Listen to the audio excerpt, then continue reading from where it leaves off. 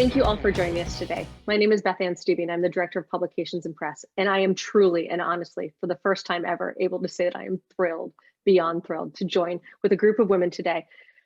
This is our Women Who Lead group, and we usually would be getting a seat at the table, but today, because of the pandemic and the holidays, we wanted to do something a little bit different. So this is resetting the table, and we're going to talk about all sorts of things from the boardroom to the pandemic to moving the needle ever forward.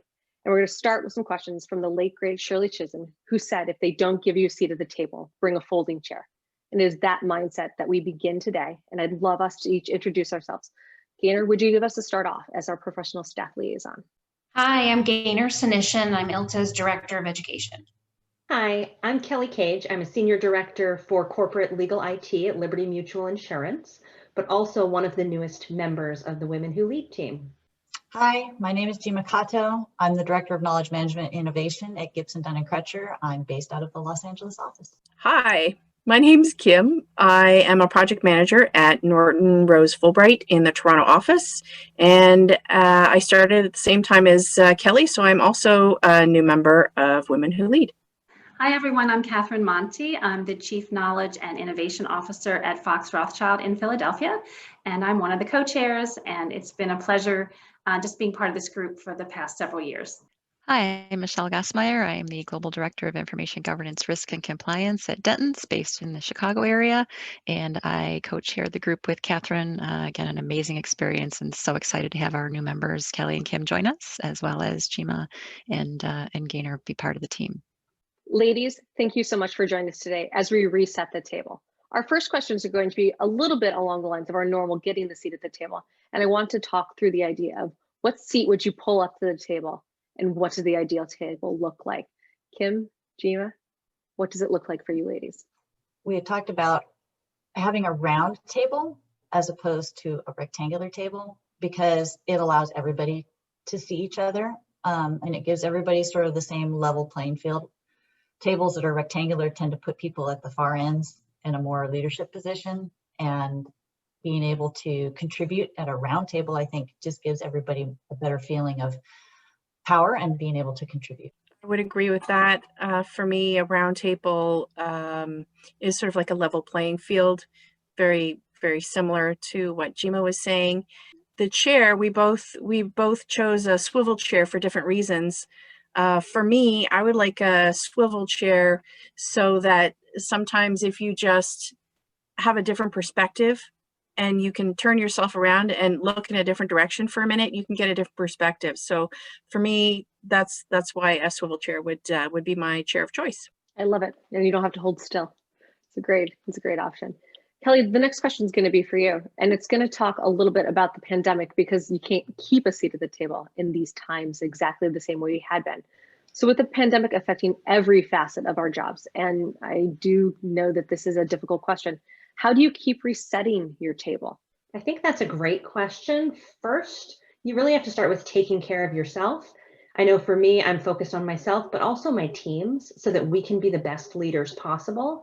And with resetting the table, the dynamic has really changed at the table. We are now welcoming children, pets, partners, and we really have to be inclusive to all of our leaders and their families, because as we're doing these Zoom calls, things can happen, as we all know. But also looking at that and how things are changing, it gives us an opportunity to open the seats up at the table and have more people involved and more speaking opportunities. So it's being really thoughtful about who we're pulling into that table with us. And for me, it's leveraging some of that networking opportunity and trying to be really thoughtful about who I'm reaching out to, who I'm engaging with, and making sure I can keep those connections. Michelle, Catherine, do you guys want to reset your tables as well with us? Yes, I was going to touch on something Kelly said in regards to teams. For me, one of the biggest, I would say, boons to the pandemic is that I do feel more connected to everyone around the country. And part of that is obviously we are on Zoom together and we literally see each other. But the other piece that the team wanted to introduce was just a daily check-in, more of a social check-in at 3 o'clock every day. And that's really helped. Sometimes it's video, sometimes it's just instant messaging, sometimes it's people sharing recipes. But it really has helped people feel not alone and get to know each other on a couple different levels, and definitely helped us feel more cohesive as a group. So that's been really, really a plus. Yeah, and I think for me, communication is always something that's so important in all of our lives and what we do on a regular basis. But now more than ever, I think communication and being thoughtful about that communication is just so important. Between the volumes, the methods, some people want to be on video, they find that connectedness. Others really struggle with being on video. So how do you figure out what's the balance of when people need to be on, when they don't, when they need social discussions and connectivity, as Catherine just said, those are super important for me and some of the things that we do in our firm and in ILTA. Others have more of a struggle with some of those social events and aren't as comfortable doing that. So how do you figure out what the right balance is? And that can change day to day and week to week. What works for somebody one week might not work the next week. And we all have about a 1-inch square typically to figure out what's going on the other side of the world for people. So just trying to be as thoughtful and methodical about it as possible to get the right balance. A lot of the conversations we had in prep for this video, and then certainly right now, have centered around the idea that resetting the table is to bring everybody together, but it's also a kindness conversation. All of you seem to be touching very heavily on the idea of kindness. And I think that works really well into our next one. Jima, this question starts with you. What technology and product or service or group do you think will have the largest change in 2021? Do you think it might be kindness?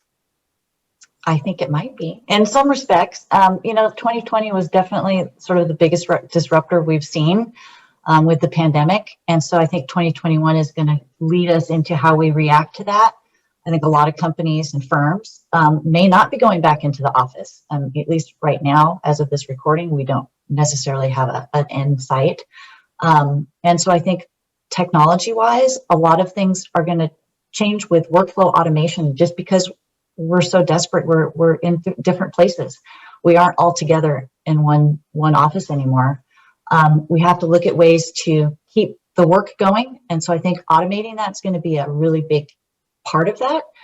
But I think we have to be mindful of, and this is where the kindness comes in, those people's tasks and jobs that we are going to be automating. We need to be mindful of their skill set and elevate them, find things that they can do and harness that skill set in a different way, because we may be replacing them with some automation, but we have to be mindful that we don't replace them completely, right? And you don't see them all the time because we may not be working together in the same office.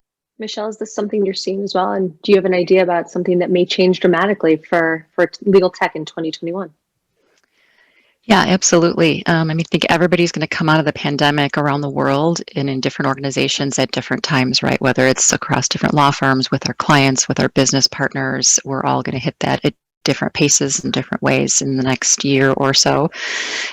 So I think it's clear to all of us we're not going back to the way things were. And I think there's a lot of good in that, right? There was a lot of stuff that was ripe for change and a lot of great opportunities. And we saw how quickly we could change in ways that we thought we never could before, right? Within a week's notice, the entire world drastically changed in how we work at home and what we do. So I think taking all of that, things that we talked about forever, paperless office and technology at home and all of that changed so quickly. So I think for me, a big part of that is how we secure and handle the data that now sits in so many places than it ever was before, right? So security and the focus and the governance lens around that will be a critical part of, particularly as law firms and what we do with our clients' information. So I think lots and lots more on the security and compliance space will be a critical part of that. A lot of the things that we've talked about today, there's going to be a new program from ILTA that will help move that needle along a little bit. There's a new and upcoming Women Who Lead Roadshow. And I really think that this is an important question, Kelly, for you and all of us. Why is this important and why now?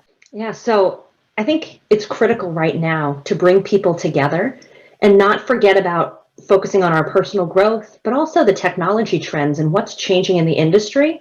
The Roadshow is really that. It brings a mixture of education, relationship building, and that self-care aspect. And with multiple stops throughout the year, the topics are going to continue to expand and grow on top of one another. And it's really going to help women thrive throughout 2021. In regards to moving the needle, That's where we're really focusing on inclusion, making sure we've got support and motivation, and helping women to really bust through those feelings of imposter syndrome. It's going to be a forum where people can learn from leaders from around the country at all different levels. So ranging from young professionals all the way up to CIOs. And it's a new approach and a new format that we haven't done before. So we want each stop on the roadshow to continuously build on those previous stops. And by the end, we'll have a huge network and knowledge bank of resources to share. That sounds really awesome. Gaynor, how can a traditional ILTA member, business partner, or a woman who lead get involved? Yeah, so our first stop on the roadshow is New Orleans on January 28th, and we've got an incredible lineup of speakers. So I invite you to go to the ILTA website and look for the Women Who Lead Roadshow and find all the details there and register and come join us. Ladies, as always, I am thrilled to have sat with you at the table. Thank you again. Happy holidays from everyone at ILTA and our business partners. Have a great day. Thank you. Happy holidays.